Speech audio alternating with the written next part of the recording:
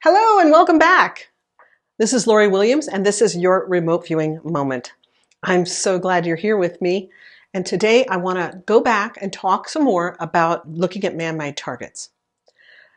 The assignments that you're getting right now are based in man-made targets, and looking at man-mades and being able to describe man-mades efficiently and accurately is super helpful for a huge, wide variety of targets. So one of the things to keep in mind, I'm just going to give you a few tips here. If you want to take notes, you're welcome to do that. But one of the tips that I want to talk to you about with viewing man-mades is you want to be sure that when you're viewing a man-made, that you really dive in and go over the whole target pretty carefully. Is there just one man-made or are there multiple man-mades? How do you know that? You have to move yourself up 20 feet, 50 feet, or you could say move up an appropriate distance and describe. Make sure you add the and describe at the end of that command. And then as you're up there, just really quickly sketch, because sometimes your sketching hand knows more than your conscious mind, right? The president's kind of sitting there waiting to see what happens, and your subconscious is going to work through your hand. And so sketch quickly. And just really quickly sketch the first impressions that pop into your head, thinking shapes and sizes and positions, how these things are positioned below you if you're moved up and you're looking down, right? You're looking down at the target and just quickly sketch on your paper the shapes and the patterns that you see below you. So for example, if you were floating above a camp and there were buildings and tents below you, you'd kind of see some things are shaped like this and some things are shaped like that, and there's this bigger one over here and there's a smaller one over there. You don't have to get into counting. We don't want you to count like and say, well, there's 1, 2, 3, 4, because the minute you get into counting, you're shifting to left brain. So remember that numbers are man-made. They're left brain. They're something that we made up as humans. So we don't want to start counting things. But the main thing I'm trying to get you to be aware of is sometimes there's more than one at a target.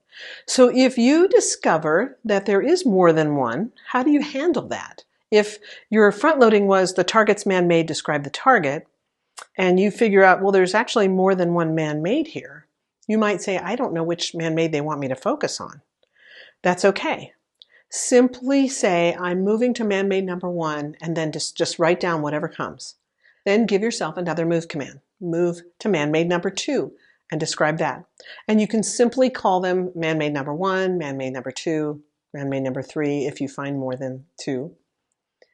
And this is just a great way using move commands to move from one man-made to the other. Another thing to keep in mind as you move to each man-made, or if there's only one central man-made, that's fine. But keep in mind that you want to stick to the basics. So you're going to want to really dive into the sensory information. Remember what the sensory information is, right? Things referring to your senses, the smells, the tastes, the sounds, the colors and luminances, and the textures. Once you've described sensory information about the man-made, be sure you're describing dimensionals. So this is where you're really going to want to use your cue card to help prod you. And when you get to the dimensional aspects of the man-made, don't pull numbers out of a dark place. Don't start saying, well, it's 30 feet long and 10 feet wide. You don't want to make stuff up, okay? Those kind of numbers, when you just make stuff up, it's coming from a dark place, I like to joke. It's really just coming from your left brain or your conscious mind. We do have techniques to teach you in phase 6 when you get into advanced class that will help you get specific numerical information about the target. But you're not there yet, so don't jump ahead of me.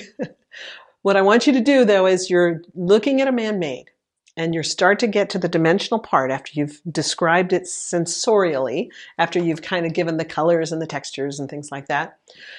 Then just tell me, what's its orientation? Is it horizontal or is it vertical? Is it cylindrical or is it round? You know, you want to really kind of move around, feel it, and get the shape of it. You can tap on it to see how dense it is.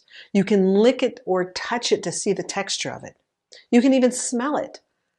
I remember one time I was doing a target on a missing child, and I was describing a tank.